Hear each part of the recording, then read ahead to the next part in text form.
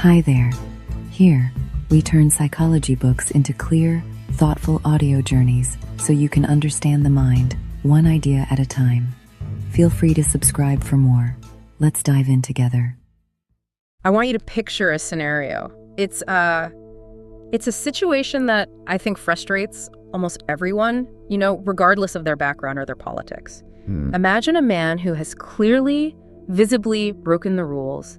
Maybe he's a politician who took a bribe, or a CEO who just crashed a company but somehow kept his bonus, or a financier who, hurt a lot of people. And the evidence is right there. It's not ambiguous. Not at all. The public is angry. The moral verdict is it's unanimous. He's guilty, and then nothing happens. Or, even worse than nothing, he gets a promotion. Or he retires to a yacht somewhere. Exactly. He sleeps soundly in a very comfortable bed, while the people who played by the rules are maybe struggling to pay rent. It keeps people up at night. It makes you feel like the world is fundamentally broken. We look at that and we say, the system failed. And that right there, that feeling, that emotional reaction is actually the barrier to understanding. Yeah. Because the uncomfortable truth we are going to explore today is that the system didn't fail. In those moments, the system is working exactly as it was designed. It just wasn't designed for you. Precisely. That is a heavy way to start, but that is really the mission of this deep dive. We're going to try and strip away the moral outrage, just for a bit, to look at the mechanical reality of power. We're going to answer the question, why do the corrupt survive? And to do that, we've got a stack of sources that are frankly terrifying when you read them together. Yeah, they don't paint a pretty picture. No. We're combining the brutal political calculus of the Dictator's Handbook, the psychological insights from the psychology of money, and then the tactical manipulation you see in the 48 Laws of Power. And we aren't just going to be talking theory. We're going to apply these rules to 2 case studies that just prove them almost perfectly. We're going to look at the looting of Bell, California, by a bureaucrat who literally made more money than the president. It's an incredible story. And then we're going to do a forensic line-by-line analysis of the legal deal that kept Jeffrey Epstein free for a decade. So this is going to be a documentary-style breakdown, and we should probably warn you, the listener. We are going to discuss some dark realities. We're talking about corruption, we're talking about sex crimes in the context of the Epstein case, and we're talking about the cold, hard logic of exploitation. So if you're ready to see the wiring under the dashboard, let's unpack this. I think the best place to start is with a myth we all believe in, the myth of the monolithic leader. The great man theory, right? Right. We tend to look at a dictator or a CEO or a president, and we see one person. We say, Kim Jong-un runs North Korea, or, the CEO runs the company. We assume their power is personal, that it comes from their charisma or their bloodline or their genius. Because that's the story they tell us. I'm the decider, that kind of thing. But the Dictator's Handbook just tears that entire idea down, right from page 1. The core premise is actually very simple. No one rules alone. It's physically impossible. You can't collect taxes, you can't enforce laws, you can't pave roads, and you certainly can't suppress a rebellion all by yourself. You need a coalition. Okay, but that seems a little obvious, right? I mean, every leader has people who work for them. It's not just about having people. It's about the very specific structure of the groups that keep you in power. The book introduces something called selectorate theory. And it argues that every political organization, and this could be a terrifying dictatorship, a Fortune 500 company, or your local condo board, is made up of 3 specific groups. 3 groups? Yes. And the interplay between these 3 groups dictates everything that happens. Absolutely everything. Okay, so let's define them. Who are the players in this game? So at the very bottom, you have the interchangeables. This is what the book calls the nominal selectorate. In a democracy, this is every single eligible voter. In a corporation, it's all the shareholders or maybe the average employee. So the masses, the people who think they have the power because, there are so many of them. Precisely. Yeah. But the authors call them interchangeables for a really brutal reason. From the perspective of the leader, these people are faceless. If one voter defects, another replaces them. If one low-level employee quits, you just hire another one. They provide the labor and the tax revenue, but individually they have 0 leverage. That's a blow to the ego. Okay, so who's above the masses? The influentials. This is the real selectorate. Now, these are the people who actually choose the leader. In the U.S. system, you could think of the Electoral College or the delegates at a party convention. In a company, it's the senior vice presidents or the voting members of the board. You cannot become the leader without their initial say-so. But they don't keep you in power. Is that the distinction? No. The gate to the door. The group that keeps you in the room, that is the third group, the essentials. This is the winning coalition. The inner circle. The necessary circle. And that's a crucial distinction. These are the people whose support you absolutely must have to survive. If you lose the support of the essentials, you are finished. Immediately. In a military junta, the winning coalition might be 5 people. 5. That's it.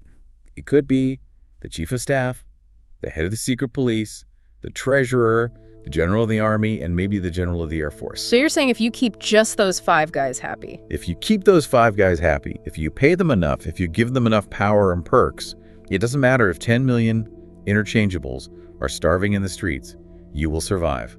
The military will shoot the protesters, the police will arrest the dissenters, and the treasurer will keep the money flowing to the right places. So the real game of politics isn't serving the people, it's servicing the coalition. Exactly. And this leads to what the authors lay out as the rules to rule by. And rule number 1 is keep the winning coalition as small as possible. Why? Is it just about trust? Like fewer people to betray you? It's simpler than that. It's about math. It is just cheaper to buy the loyalty of 5 people than 5,000 people. If you have a small coalition, you can give them massive rewards, private jets, Swiss bank accounts, lucrative government contracts for their families. But if you have to please a massive coalition like in a functioning democracy, you can't bribe everyone. You have to use public policy. You have to build schools and hospitals and roads, things everyone can use. You have to govern for the interchangeables, at least a little bit. So corruption isn't some anomaly. It's a natural feature of a system with a small coalition. It's the most efficient way to rule if you can get away with it. There's a quote from the book, right? Bad behavior is almost always good politics. That's the one. Now, rule number 2 is just as dark. Keep the list of interchangeables large. Wait, that seems contradictory. If you want a small inner circle, why would you want a massive group of interchangeables? Because you need a deep labor pool of potential replacements. You want your essentials to know every single day that they are lucky to be in that room. If a general starts asking for too much money, or a board member starts growing a conscience, you want to be able to point to the door and say, there are 1,000 people out there who would kill for your spot. You commoditize your own inner circle. You make them feel special, but you also keep them terrified of being replaced. Exactly. If the pool of potential replacements is huge, your essentials are insecure. And insecure people are very loyal people. This feels incredibly cynical. I mean, it makes it sound like every leader is just a mob boss doing math. In many ways they are. And to prove that this isn't just some abstract theory for dictators in faraway lands, let's look at a case study that happened right here in the United States. Let's talk about Bell, California. This story is just wild. For those who don't remember, Bell is a small working-class city in Los Angeles County. It's not Beverly Hills, it's a modest place. The per capita income is very low. Very low. And yet, in 2010, the Los Angeles Times broke the story that the city manager, a bureaucrat named Robert Rizzo, was making nearly $800,000 a year. $787,000 to be precise, plus a benefits package that was worth hundreds of thousands more on top of that. Hold on. Let's just pause there for a second. We need to contextualize that. The President of the United States makes $400,000. The Governor of California makes around $200,000. You are telling me a city manager of a poor small town was making double the president's salary. How is that even physically possible? It shouldn't be. In a normal democracy, the interchangeables, the voters, would see that line item in the budget and they would revolt. They would vote him out immediately. But Rizzo understood the rules from the Dictator's Handbook better than most actual dictators. He knew he had to shrink the coalition. But how can you shrink the electorate? I mean, everyone in town has a legal right to vote. Legally, yes. Practically, no. Rizzo pulled off a maneuver that really highlights the concealment strategy from the 48 Laws of Power. See, Bell was originally a general city, which meant it was bound by state laws that capped how much council members and city managers could be paid. He couldn't get rich under those rules. So he had to change the rules of the whole game. He needed to turn Bell into a charter city. A charter city basically has its own little constitution, and it can set its own salaries for officials. Now, if he had gone to the voters and said, hey, I want to become a charter city so I can pay myself $1 million, he would have lost in a landslide. Of course. So he used deception. He put a measure on the ballot, but he didn't frame it as a salary hike. He framed it as local control, take back power from Sacramento. And more importantly, he scheduled a special election on a random day when absolutely nothing else was happening. No presidential race, no governor's race, nothing. Suppression by boredom. It worked perfectly. The population of Bell was about 36,000 people. Do you have any guess how many people actually voted in that special election that turned it into a charter city? I'm guessing it wasn't high. A few thousand. Less than 400. Wow. 400 people decided the legal and financial structure for the entire city. And that is the absolute key. By ensuring a tiny turnout, Rizzo effectively shrank the winning coalition. He didn't need to convince 36,000 people. He only needed to rely on the apathy of most and maybe convince a couple hundred people to show up. And once Bell was a charter city, the cap was off. The sky was the limit. But he still needs the city council to approve his salary, right? He can't just write the check to himself. This is where we see rule number 4 in action. Pay off the essentials at all costs. The city council members, there were 5 of them, were his winning coalition. He needed 3 votes to pass anything. So what did he do?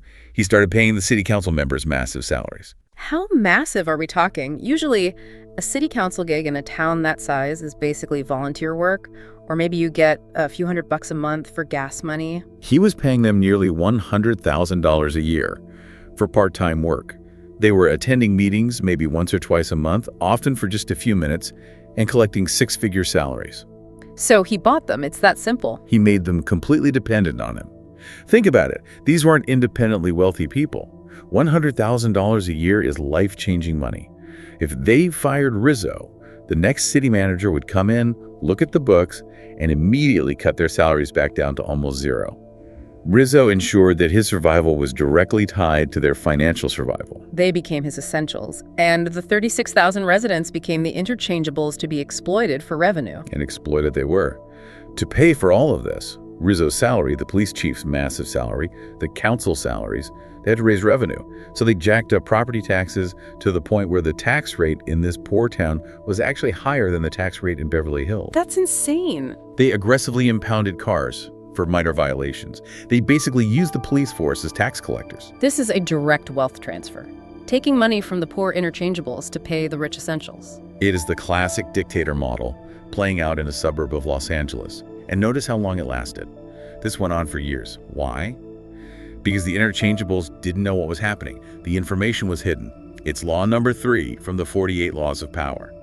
Conceal your intentions. Rizzo didn't flash his money. He didn't drive a Ferrari to City Hall. He drove a modest car. He acted like a boring, overworked bureaucrat. Always say less than necessary. Exactly. He used the sheer complexity of the city budget to hide the looting in plain sight.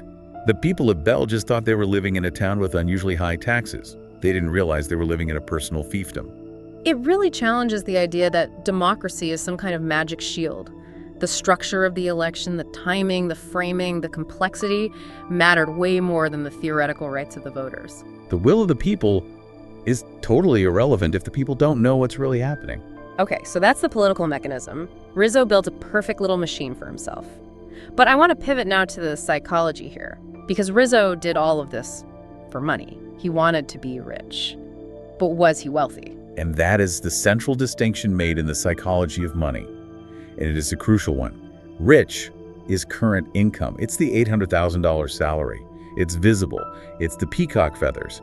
But wealth is hidden. Wealth is the income you don't spend. It's the option to walk away from the table. Rizzo had a very high income, but he was completely trapped. He couldn't walk away. He had to keep the scheme going just to maintain the lifestyle. And that brings us to the concept of enough. The source material argues that the hardest financial skill in the world is getting the goalpost to stop moving. Rizzo was making $400,000 at one point. That already puts him in the top 1% of earners. He could have just stopped there. He could have been a very well-paid, slightly shady city manager and retired with a fat pension. No one might have ever noticed. But he pushed it. He pushed it to $800,000. He got greedy. Well, it's not just greed. It's a psychological failure to assess risk. The source tells the story of Rajat Gupta to illustrate this perfectly. Gupta was the CEO of McKinsey, one of the most prestigious firms in the world. He was a board member of Goldman Sachs. He was worth $100 million. $100 million. That is screw you money. That is my great-grandchildren are set for life money. You would think so. But Gupta moved in circles with billionaires. He hung out with hedge fund titans. and compared to them, he felt poor. He wanted to be a billionaire.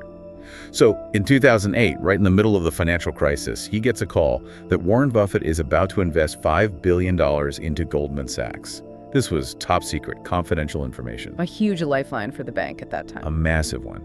And immediately after hanging up the phone, Gupta calls a hedge fund manager, Rajaratnam, and tips him off.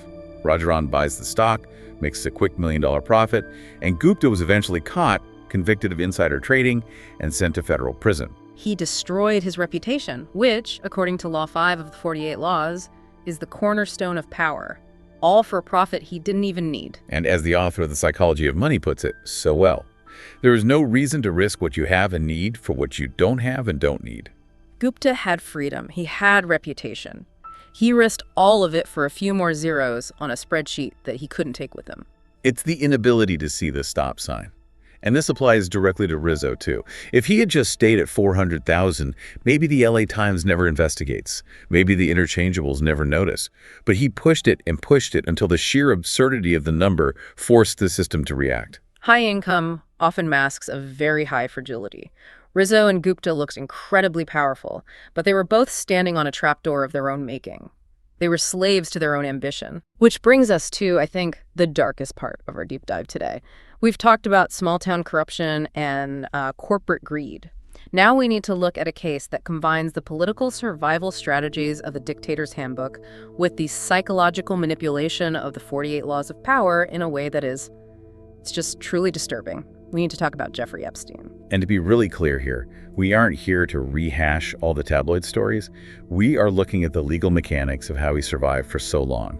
Specifically, we're looking at the non-prosecution agreement, the NPA, from 2008. So let's set the scene. It's 2006. The FBI and the U.S. Attorney's Office in Florida have built a massive case against Epstein. We're talking about a 53-page indictment, dozens of victims, federal sex trafficking charges. This is a life sentence case. By all rights, this should have been the end of Jeffrey Epstein. He was facing the full weight of the United States federal government.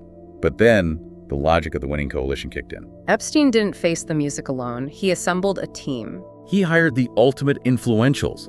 His legal team included Alan Dershowitz, Ken Starr, Jay Lifkowitz. These weren't just lawyers. They were power players. They were former judges, former solicitors general. They had deep personal relationships with people at the highest levels of the Department of Justice. So Epstein becomes the leader in our little model, and his lawyers are his essentials. He pays them millions and millions of dollars, and in return, they protect him. And they went to work on the prosecutor, a guy named Alexander Acosta. Now, Acosta is a really interesting figure here. He's a bureaucrat. His goal is to rise in the system. And he is suddenly facing a winning coalition of defense attorneys who were incredibly aggressive. They threatened to burn down his reputation. They started digging up dirt on the prosecutors on his team. They made it absolutely clear that a trial would be a brutal, scorched earth war. So Acosta has to make a calculation. Is it worth the risk to my career? Exactly. The Dictator's Handbook tells us that bureaucrats are, above all else, risk-averse. If Acosta goes to trial and somehow loses, his career is over. If the trial turns into a massive circus and exposes a lot of powerful people, his career might also be over. So he looks for a way to make the entire problem just go away. And the result is the non-prosecution agreement. Let's look at the terms of that deal. Epstein pleads guilty to state solicitation charges, not federal trafficking. 2 counts of state solicitation. Basically, prostitution charges, all the federal charges just vanished, and the sentence, 18 months. But it wasn't really 18 months in prison, was it? Not even close. And this is where the appearance versus reality from the 48 Laws of Power is so critical. To the public, to the interchangeables, the headline said, Epstein goes to jail. Justice is served, right? But the details of the work release program meant that he was allowed to leave the jail 12 hours a day, 6 days a week, to go to his office. The so-called Florida Science Foundation. Which was just an office suite he rented. He had his own driver, he had no guards, he could see visitors. He was, for all intents and purposes, a free man who just had to sleep at the county jail. It was a nominal punishment designed to satisfy the public while protecting the essential. But there's a specific clause in that NPA that I really want to drill down on. The immunity clause. I read a lot of legal documents in my life, and this thing, it looks like a typo. It's not a typo, it's what you call a legal unicorn. The agreement stated that the federal government would not prosecute Epstein, but it also granted immunity to any potential co-conspirators of Epstein, including but not limited to, and then it lists unnamed employees and associates. Any potential co-conspirators, that is a blank check for immunity. It is essentially a global pardon issued by a single local prosecutor. Usually you give immunity to a small fish to help you catch a big fish. Here, the big fish, Epstein, got a deal that also granted immunity for all the potential other fish around him. Why? Why would the government ever agree to a clause like that? Just apply the selectorate theory. Who is Epstein paying off with this deal? He wasn't just buying his own safety. By securing immunity for his co-conspirators, he was buying their eternal loyalty. He was ensuring that anyone who might have dirt on him, recruiters, associates, powerful friends, was also safe, but only as long as the deal held. He made himself the linchpin of their survival. If I go down, you all go down, but if I stay safe, you stay safe. Precisely. He consolidated his coalition. He made himself essential to them. It was a masterful, if terrifying, move. Now, what about the victims? In a normal system, you'd think the victims are the priority. There's a law, the Crime Victims' Rights Act, the CVRA, that requires prosecutors to confer with victims. But in the cold logic of political survival, the victims were interchangeables. They were young, they were poor, and they had absolutely no political leverage. Acosta and his team made a deliberate decision to keep them completely in the dark. And the DOJ report that came out years later confirms this. They actively misled the victims. They told the victims' lawyers that the investigation was ongoing, even after the deal had already been signed behind closed doors. They stalled them. Because if the victims knew about the deal before it was finalized, they could have challenged it in court. They could have gone to the press. They could have expanded the group of interchangeables into an angry mob that Acosta couldn't ignore. By keeping them silent, Acosta protected the deal. He prioritized the demands of the powerful defense team, his essentials in this context, over the legal rights of the powerless victims, the interchangeables. It's just a brutal calculus. Acosta traded the rights of the victims for a smooth, quiet resolution with powerful people. And for a very long time, it worked. The deal held. Acosta went on to become the Secretary of Labor. Epstein went back to his life in New York, flying around on his private jet. The system protected them because they played by the unwritten rules of the system. Until the interchangeables finally got the information they were denied. And that's the end of history illusion from the psychology of money. It's this idea that we always think the current state of the world is permanent. Epstein thought he was safe forever. Acosta thought that deal was buried for good. They didn't account for the tail event, the massive, unpredictable risk. In this case, it was the Miami Herald investigation a decade later. The reporter, Julie K. Brown, she dug it all up. She found the victims. She changed the size of the coalition. By putting the story on the front page of a major newspaper, she turned the interchangeables into a direct threat. Suddenly, Acosta couldn't ignore them anymore. The political price of protecting Epstein became too high. The coalition fractured. And Epstein himself, he completely failed the enough test too, didn't he? Oh, spectacularly. He had a get-out-of-jail-free card. He had survived what should have been unsurvivable. He could have lived a quiet, obscenely wealthy life and never been heard from again. But he apparently continued his behavior. He didn't have a stop sign. He just kept compounding his risk. You have to survive to succeed. It's a key lesson from the book. And he failed to survive. He thought his money and his secrets and his connections made him invincible. But he forgot that even the most powerful essential can be discarded if they become too much of a liability to the broader system. So when we step back and look at the whole Picture Bell, California, and the Epstein NPA, we are literally seeing the exact same pattern, just on different scales. It's fractal. The pattern repeats. In Bell, Rizzo taxed the poor interchangeables to pay his small council of essentials. In Florida, the legal system ignored the victim interchangeables to satisfy the high-powered legal essentials and protect the system from a messy trial. Power comes from a small, paid-off circle, and money buys you the ability to build and maintain that circle. And notice that morality never once enters the equation. The Dictator's Handbook is very, very clear on this. We want to believe that leaders do what is right.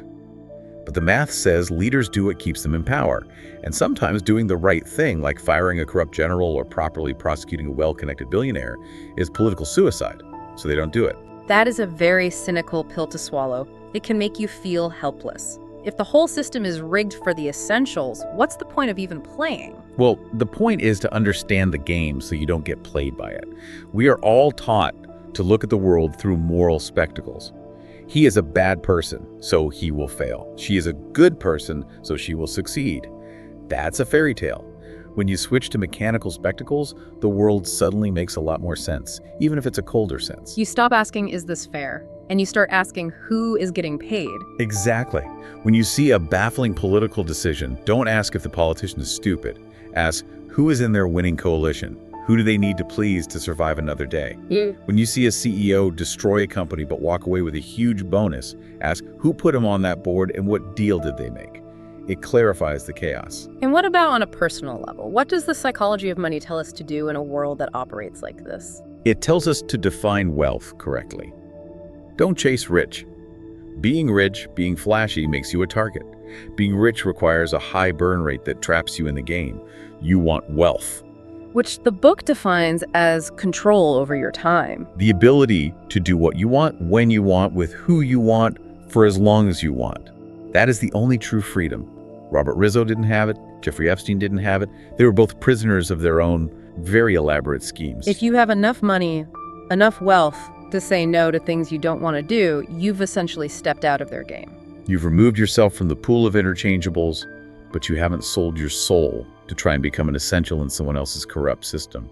You become independent. That is a really powerful goal. Financial independence isn't about buying a yacht. It's about buying your way out of the casino. Because the only way to truly win in a Las Vegas casino is to exit as soon as you enter. We've covered a lot of ground today. I mean, from the mechanics of dictatorships to the psychology of greed and risk. It's a lot to process, I know it is.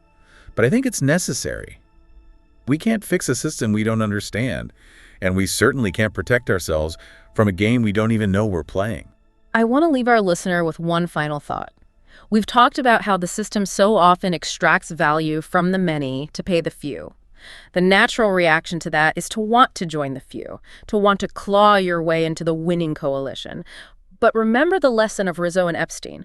The higher you climb in a corrupt system, the more precarious your footing becomes. The drop is much, much longer from the top. True freedom isn't ruling the game. It's leaving it. It's building your own game with your own rules. Well said. Thanks for listening to The Deep Dive. We'll see you next time.